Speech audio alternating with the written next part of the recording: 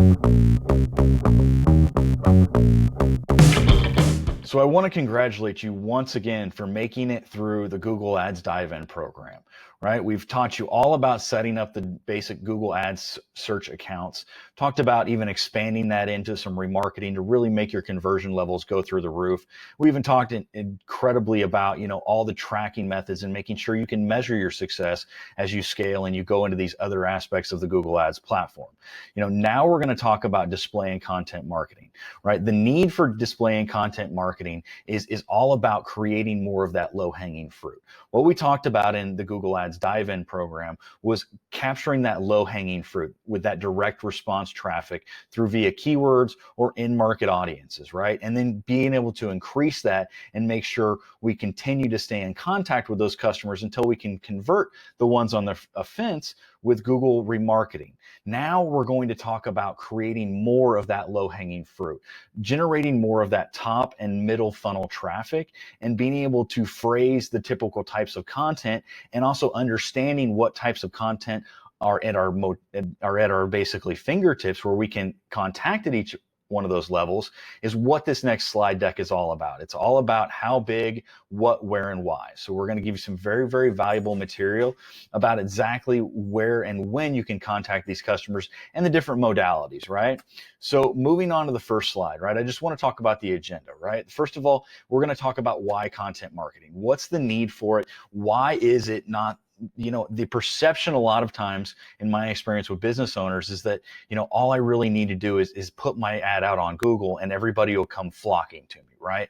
But there's a whole lot of perception that has to be created behind that. There has to be brand trust. There has to be actual even brand awareness, right? Where they know your particular products or services even available, or that you do that. And you also have to kind of create that trust that you're not a fly-by-night service. And all of that is done at more of those top and middle funnel sections by creating the content and showing the imagery and the consistency throughout those interactions, right? And we're going to talk about next the types of marketing, the different types of modalities of formats and imagery to video to email marketing to blogging, all of that is all at your fingertips in order to make sure that you're creating a positive experience and furthering them down the customer purchase funnel, right? Then we're going to talk about the content marketing tools. What networks and tools are at your disposal to really key in on these types of contents? Then we're going to look at the creative formats, whether it be like video, imagery, and all the available options that are out there, as well as the creative size, right? It's very, very important. And it's also very, very important even for your own sanity to be able to know these, because it's very frustrating to create the perfect ad visually and you're so happy about it, and then all of a sudden it's off by a pixel or two. And the ad networks and the specs for each one of those ad networks is very important. So we're going to break those down. And then I've also created a very helpful cheat sheet that I'm going to give you at the end to make sure that you can actually have this, at your fingertips without having to go back through the material or having to go through and search out any of the help centers to understand what's available. Now, why content marketing, right? Content marketing generates over 3 times as many leads as outbound marketing, and it's 62% less of the cost, okay? Not only that, many of our products, they're going to fall into the target demographic of 18 to 49-year-old people, and most of them are getting their news online. They're interacting with apps such as CNN, ABC, and even Yahoo News is one of the most highly trafficked sites on the web, right? And we can actually put ads on there with very, very quality, content marketing and digital image ads as well. Even some of the different formats can be produced in video complex on like CNN and ABC, right? Small businesses with blogs get 126% more lead growth than small businesses without it. And again, this is just you giving content to answer your particular user or your demographics pain points, right? It's keying in and writing specific content to help further the relevance. And again, the other thing that this backs into is just an SEO component, right? You're going to be able to have more additional content that's going to be more relevant to the ads that you're writing and you're actually producing, the keywords that you're advertising behind. Content marketing rakes in conversion rates 6 times higher than other methods. And again, there's a couple different reasons for that, which we're going to cover throughout this, but the main one is just the overall ability to have such a wider breadth of reach than particular, classic search, basically. So the most effective SEO technique actually is the content writing. That's more goes back to the blogging about content, right? And being able to have your stories linked to other websites and pulled across that. Now, 45% of the global internet users aged 25 to 34 listen to podcasts, right? And those are all opportunities for you to either advertise on or just create your own, depending on what your business model is, right? And then video is trusted by 40% of millennials, and half of those aged 18 to 24 would stop what they're doing to watch a new video. Now, that's very, very important whenever you're talking about advertising on social networks or any content networks where they're actively engaged in that type of content that they're searching for, right? You literally have to reach out and grab them and do something from stopping them at a full sprint. They're mid thought process. They're mid reading about, puppies or, the cutest kitten videos that are out there. So what are you going to do, and how is your image ad or even how is your text ad going to pull them away from this video where they're just enthralled with these cute creatures, right? It's probably not, unless it's incredibly engaging with an incredibly, high value offer. Or again, it's some sort of video content that can compete. So not only that, like if you can have a particular video content to go head to head against video content, and you're able to actually provide such a relevant tool or source or solution to a pain point that they've previously looked up or discovered or researched, then you have that much higher likelihood of being able to pull them out of that race and actually get them to engage with your product. And Google says people use YouTube mainly for solutions, entertainment, and learning new things. So 2 of those are incredibly important. And even that third one, depending on what your market is, can be entirely, invaluable to your success online. Again, Home Depot is a great example of a particular advertiser that utilizes YouTube in a very, very creative solution or learning more new things kind of modality, right? They've got their entire web page or their entire YouTube page is dedicated to teaching people how to do things, right? They teach you how to plant certain roses. They'll teach you how to repair a leaky bath sink, or, put in a new tub or put in a new toilet, right? And it's a great psychology, because again, what's going to happen if you're that do-it-yourselfer and you're like, hey, I really want to do this? They're going to provide that solution. They're going to build brand equity and trust by providing you that solution. And when you go try and buy the material and the tools necessary to complete what they taught you, you're probably going to go to Home Depot. And guess what happens? Guess who really works really, really well on those type of ads? If you're maybe a plumber or a home services type guy, what happens if they break it or they mess it up? They're probably going to call you. So there's some really, really good strategy to kind of piggyback on top of some of these brands and even some of the other strategies in order to make sure that you can actually, provide a service that's relevant to that particular customer at the time. So think about that whenever we're kind of going through this. If you have any very, very visually, appealing ads, GIF ads, videos. GIF ads they're kind of hard. I haven't really got a whole lot of them to work online, but the videos is one thing that if you have the capabilities to use them on any ad platform, whether or not it be any through the display campaigns and the responsive ads, or you're talking about utilizing some YouTube directly, think about targeting, solution sources such as maybe Lowe's or Home Depot. If you offer any home services that, because a lot of people have bigger egos or bigger thoughts than than their skill sets or their, I guess, cognitive ability can apply. And, they may try and go fix the toilet, right? But what, 50, 60, probably 80% of them are realistically going to break it. So who are they going to call then, right? They're going to call the plumber, or they're going to call the person that, has the necessary skill sets to fix their problem. Now there's direct response versus content marketing. Direct response is all the search engines, right? It's people that are looking for your product. They're looking to actually, engage immediately. Now, content marketing is a little bit different. Again, it's something where you literally are trying to pull these people out of the race, right? They're running around the track, they're in first, and they're all engaged in all about the stories about the cute puppies or the kittens that are just doing the cutest thing with the ball of string. And you have to literally reach out and grab them. So with content marketing, you have to make sure that it's extremely relevant and tightly targeted to that user's behavior and something that's going to provide value. And again, just like we covered in the last slide, some of the best stuff to do that with lately is the video, right? Whether or not you're talking about being able to target YouTube or target the display network, more and more sites are offering video opportunities on their paid ads that you can take advantage of through GDN and the YouTube network as well. As we see on this page, loading networks, some of the sites, again, it's a little bit pixely, but you can literally target like money.com, History Channel, Cosmopolitan, Men's Fitness, right? The Golf Channel, CMT, Fandango. So you've got some new movies or something. Yahoo, right? These are all sites that you can target, where the traditional sites is a little bit less of a network. In fact, the display network is about 100 times larger than what Google search is. But Google search, again, has the advantage of you literally have that customer where they're in process, they're in the buying process, buying mode, right then and there, because they're trying to find it, right? Very few customers that are on Google search are in very few are at the top of funnel stage. Some of them may be in the research phase still, but you can still impact that by longer tail keywords and more blog-based content that is still it's going to come from a lot of this content marketing efforts, right? Where search is typically and traditionally more mid to bottom funnel, where all the top to mid funnel is going to be the display targeting. So that's where you're going to use to really gain the awareness on, associating your new golf club or your new putter by advertising on the golf channel.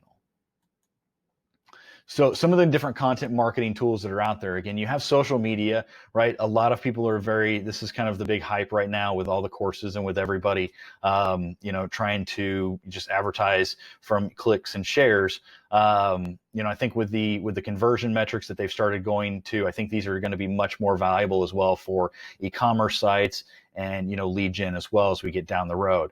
Blogging, it's an excellent source for getting your content and your informational services and just expertise out to the masses, right? It's also a great capability for you to have content that's shared and create backlinks. And then additionally, it gives you more authority within the particular space that you're offering services in or products, because you're actually sharing information, whether it be, unique information about the construction, whether it be about the process, the helpful benefits. This is all going to be additional valuable information that a lot of times you're going to get some free traffic off of. Email is probably one of the highest converting ones as well. And these can be very visual as well, where you're including, video streams or video sequences, or you may have an email drip campaign that talks about different value props as you work them down, or even like a video series where you're talking about maybe Google Ads, right? Where you have, hey, this is how to, your top 5 things you should do before you do paid ads. And I'm going to give you one at a time through an email sequence. Podcasts, those are really, really popular right now. And it's just a great way of giving some really free for kind of organic content, because I know even with me, a lot of times I love getting on podcasts with different people that I've done interviews with, and just the creative juices and stream just really flow really free form. And I think the authenticity is why they're so popular today. And it's definitely something, you don't really necessarily have to have a true visual format for the podcast. One of the things that I've seen that's done really, really well, Thrive Courses actually, who helped me with mine, they've done one where they just sit down and they have conversations, and then they have kind of some static imagery with like a little sound bar across the bottom, right? You don't have to be a master of videography to do a podcast, but it's definitely a way to get the authenticity of your service out there, along with building your authority by having a discussion and being able to create real-time and real-world solutions, right? Webinars, same process. They're really, really good for, getting out discussions and just your knowledge base to the overall community. And it's a little bit more closed format where it's not as free formed and people can, listen to them at a later date. Infographics are always one of the best things for visual content, right? To be able to walk somebody down through the information, imagery to help tell a story or diagram or process is what, infographics is. And it's like so many people are visual, right? And for me, instance, I'm much more of a visual learner than I am, just actually kind of listening to something. I can read something, and I love the format, with the notes, where if I was taking this, I'd be like, oh, great, I got social media, it gives me, what it is, but that may not appeal to everybody, right? They may like to see me talking here in the corner. So that's why it's better to understand how all of these can interact, or maybe you do an infographic about your blog and you talk about it, right, about on your podcast. And that's content that you can utilize one time, but you can repurpose, which is a very, very fundamental skill that you need to learn whenever you're talking about content marketing, that you can repurpose a lot of the same content across networks, but you want to make sure that certain networks, they require unique content, right? What works on Snapchat doesn't really work on, Instagram. They're two different formats, right? One is highly visual and highly video format based, clip based, I guess is what Snapchat is. Instagram has that, but it's definitely much more of a scrolling visual. Like the videos work well within the stories, but not so much within the actual feed, right? And then interactive content, anything that you can do to get them more ingrained and actually get them thinking about your product is always well, right? Like quizzes, games, content requiring the user to interact and engage. It basically puts them either to start thinking about product and the application of it through utilizing that quiz, or actually putting them in some sort of ownership role, which is always great. Now, what do you think that they normally look like, right? Like today's GDN ads really they have a bunch of different formats. They've got, the normal text ads that kind of reorientate an image. And then the stuff that's coming out now that they've started with, the responsive display ads, are crazy visual, right? They can include shopping feeds in them. They can include accompanying imagery. You can also put videos in them. And a lot of what they'll do is they're going to utilize that smart learning to kind of roll them into a nice little ball, right? And that ball is going to be basically GDN, search network, and YouTube, even Gmail. And it's going to basically create that ad and utilize the smart learning to help follow that through. So they may interact originally with us on CNN, but then we may, show them a text ad that was created from that responsive GDN ad in their Gmail. And then ultimately, like, we get to Yahoo and we show them an expanded creative ad that expands the video and shows the video. So the responsive ads and what they looked like in the past, where they were a little bit boring, even the text ads had a true tendency to be overshown because there was just more real estate available to them. Google has really done a good job with utilizing the smart and AI technology, that they don't really have that same overblasting complex, right? And they're not utilizing the cheaper formats. They're usually utilizing the higher impact, higher converting, engagement ads across networks, which is something I'm really excited about. And I think it's a really good for just about any customer that you've conquered the low-hanging fruit, right? Some of the smart ads are really, really great opportunities, and we're going to talk about those as we go down through the accelerated portion. They're just a great opportunity for you to be able to utilize, a very tight budget and utilize it across multiple networks and allow stuff that's a lot smarter than me, or maybe let's just say I would require a lot more data to make the kind of assumptions that they're making, right? So it's a lot of times you're able to scale campaigns and get them into these other networks at a cheaper cost with some of these smart campaigns, because of their capability of utilizing a lot more different data that we don't have access to. Right now, when we're talking about content ads versus display ads as well, you've seen kind of what they look like, but the native ads are they're even a different format with that altogether. They're going to look like more of a news story, right? It's going to be in line with the other news sections or the other stories or blog creations on that page. And it's literally the only kind of way that you can identify them is they'll say sponsored, out under the title. And that's on all networks, but they're more editorial content, long form editorial content that's designed to key in on a pain point, solve a solution, and expose that through, long form content and writing. And ultimately, it typically sends to a form fill, or they'll jump you into some sort of webinar page, something to that effect is a lot of times how they're used, in the best context, at least, right? So the ad sizes, these are all the different common ad sizes, right? These are kind of what let's go back here. These are what are available in the majority of networks, right? 250. There's also a 1268 by 800, I think is what it is. That is what's utilized for the display stuff, and it's more what all the smart banners are, and we'll cover that as we get more into the smart campaigns. But banner sizes that perform the best are medium rectangle 300 by 250, large rectangle 336 by 280, leaderboard 728 by 90, the half page 300 by 600, and the mobile banner 320 by 100. And this is the orientation of how they look on the web pages whenever they show up. Right, you've got your top banner shows up at the top, the mobile banner shows down here at the bottom. The medium rectangle is going to be over there on the right hand side. You have your skyscraper that's going to be on the bottom or on the sides, right? So the different video types that are available to us as well. You're going to have in-stream, right? Pre-rolls and videos can run YouTube video skippable after 15 seconds. Now that's changed actually where they're after 30 seconds. So they've just changed those where they are basically more of a longer true view. The outstream videos, they appear in banners for mobile web placement as banners terrestrial, in feed, and native for apps. So these are going to be more expanded, right? Is how they're going to show up in your actual display campaigns.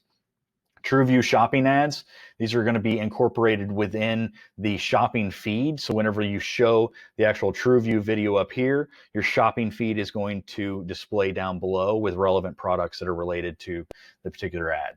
TrueView in discovery is basically like YouTube search, right? Your bumper ads are 6-second pre-rolls that they can't skip through. They just happen mid-ad or before ads. They're more for like brand recall and branding campaigns more than anything. They're not ultimately that great in conversions, in my opinion.